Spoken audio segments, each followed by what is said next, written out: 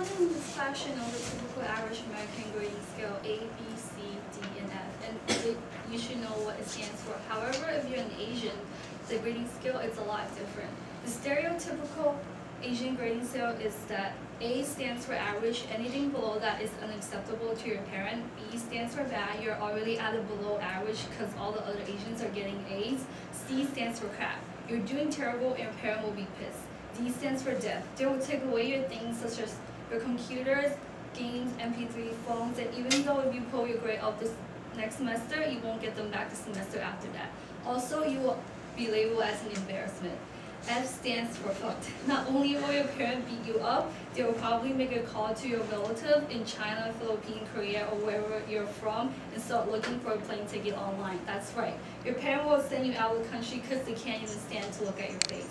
Asian students has always been called the academic minority and academic superstar because of their excellent academic achievement in school. According to ABC News, Asian Americans constitute only 4% of the United States population, and yet they make up 20% of the Ivy Leagues. People often associate those academic excellence of Asians to genetics, such as Asians are born to be smart or Asians are genius, and not because Asians work hard and come from a culture that value education.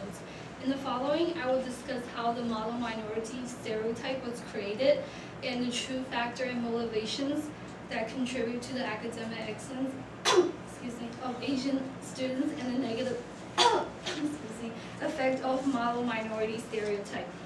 The term model minority was coined in the mid-1960s by William Peterson to describe Asian American as an ethnic minority who, despite marginalization, have achieved success in the United States. While superficially complementary to Asian American, the real purpose and effect of this portrayal is to celebrate the status quo in race relationship. First, by overemphasizing Asian American success, it de-emphasized the problem Asian Americans continue to face from racial discriminations in all areas of public and private life. Second, by misrepresenting Asian American success as the proof that U.S. provide equal opportunity for those who conform and work hard. Now, let's look at the true factor and motivation that contribute to the academic excellence of Asian American students. One factor that contributes to the academic excellence of Asian American students is the time spent on tasks.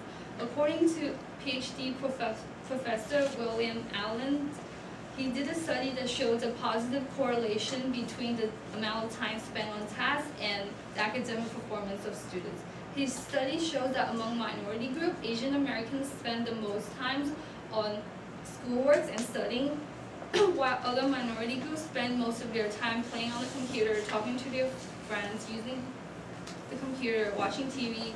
If other minority group puts no effort in schoolwork, this could account for their low academic performance in school. Second factor that contributes to the excellent academic performance of Asian American students is parental expectation. In the journal article, Asian American as model minority group, as model minorities, that success on extracurricular activity was not a source of pride for most Asian parents. Only straight A's and getting to Ivy League schools is completely satisfied the parents. Many people might argue that the excellent academic performance of Asian students comes from the fact that Asian people have higher IQ scores and bigger cranial size. However, this is not true because people often forget the fact that people's intelligence is primarily nurture rather than nature. Those factors of motivation, expectations, and model minority stereotypes often create lots of pressure within the students, and it often leads the student to commit suicide. According to Cornell University, 13 of the 21 students who committed suicide since 1996 have been Asian Americans, and the reason for the suicide is that they can't take the pressure to excel academically in school. So in conclusion, Asians are not born to be smart or to be a genius. The next time you call an Asian smart or genius, think about all the hard work behind those terms.